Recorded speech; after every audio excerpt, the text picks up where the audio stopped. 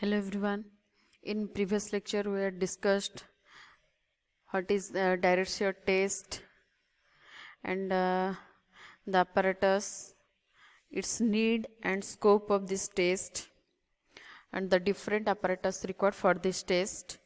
So in today's lecture we are going to discuss the total procedure of the direct shear test. So first we have to check the inner dimension of the soil sampler and we have to put the parts of the direct shear apparatus together.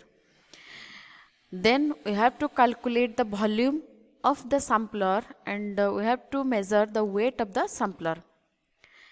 Then place the soil inside the sampler in 3 smooth layers and each layer approximately 10 mm thick. Then if dense sample is desired, tamp the soil with appropriate equal number of blows in each layer for the required density.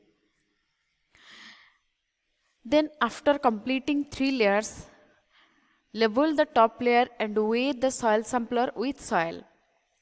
Then find the weight of wet soil and calculate the density of soil to confirm the obtainment of required density. Then we have to place the soil specimen inside the direct shear apparatus and we have to put the upper porous stone and pressure pad and a loading block on top of the soil.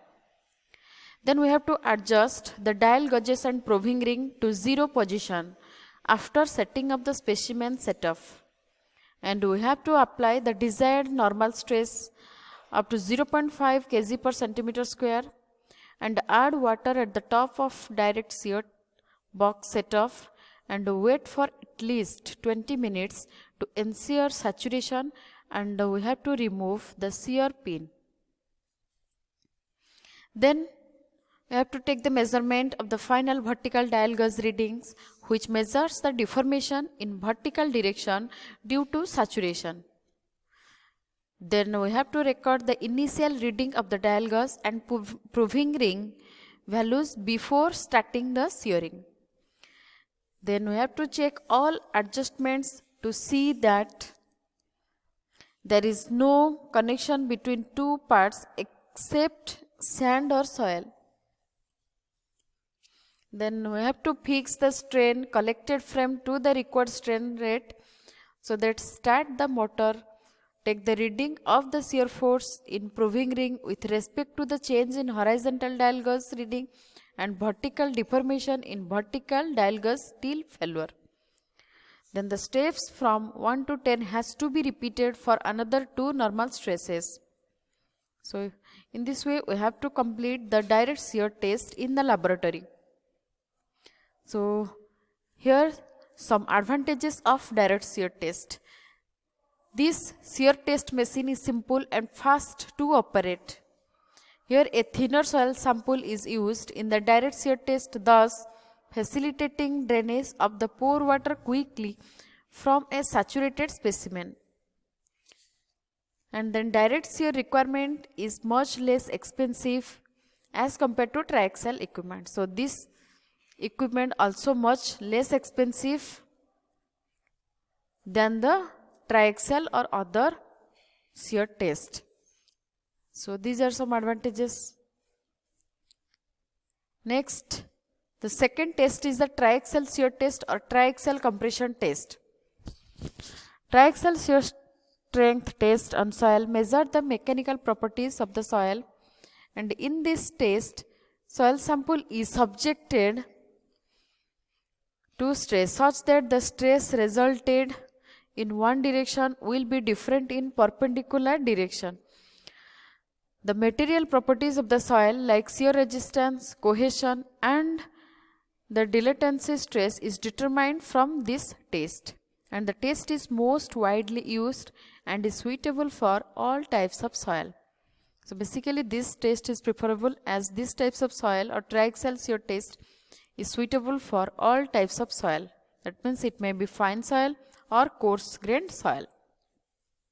So these are some stress system in triaxial test, and the test apparatus are triaxial testing machine complete with triaxial cell And this unit have the provision to insert a cylindrical soil specimen that is sealed by means of rubber membrane to restrict the entry of lateral fluid. And with this, the radial fluid pressure and the vertical stress is applied by means of a piston arrangement. And the unit also have the provision to prevent the drainage of specimen, and the fluid pressure in the cell can be measured by means of pressure gauge. We have to connect a pressure gauge to measure the fluid pressure in the cell. Next equipment is equipment for loading. Next is equipment to measure load and deformation. So here to measure this deformation and load, proving is used to measure the application of load by the piston. A dial gauge is used to measure the deformation of the specimen. So this is the total arrangement of the triaxial shear test. So basically the triaxial shear testing can be conducted in two steps. The step 1 is where the soil sample is prepared and set in the triaxial cell. Then the confining pressure is applied. In step 2, here deviator stress is applied, which is an additional axial stress, and this includes shear stresses within the sample. The axial stress applied is increased till the soil sample fails. So the applied stresses, axial strain and the pore water pressure is measured for both the above steps. So these are the basic steps in which the total shear or triaxial shear testing is to be conducted. In the triaxial compression test, 3 or more identical samples of soil are subjected to uniformly distributed fluid pressure around the cylindrical surface, and the sample is sealed in a watertight rubber membrane. Then axial load is applied to the soil sample until it fails. So we have to apply the axial load continuously till the sample or the soil sample remain fails. Although only compressive load is applied to the soil sample, it fails by shear or internal phases also. And it is possible to determine the shear strength of the soil from the applied loads at failure. And fine grained soil can stand the mold without any support. But the coarse grained soil samples have to kept in some supporting mold until the application of negative pore pressure to the sample through drainage duct. So here the advantages of triaxial shear test. Some advantages are: the stress distribution across the soil sample is more uniform in a triaxial test as compared to a direct shear test, and the measurement of volume changes is more accurate here, and the complete state of stress is known at all stages during the triaxial test, whereas only the stresses at failure are known in the direct shear test. And the pore water pressure can be measured in the case of triaxial shear test, whereas it is not possible in direct shear test. And the triaxial machine is more adaptable. So these are the basic advantages of triaxial shear test over direct shear test.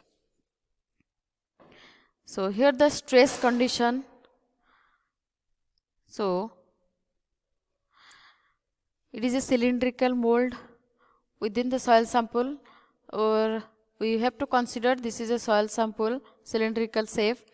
Here the lateral stresses are applied sigma 2, sigma 3 and sigma 1. So 3 stresses are applied here, so that it is also known as triaxial.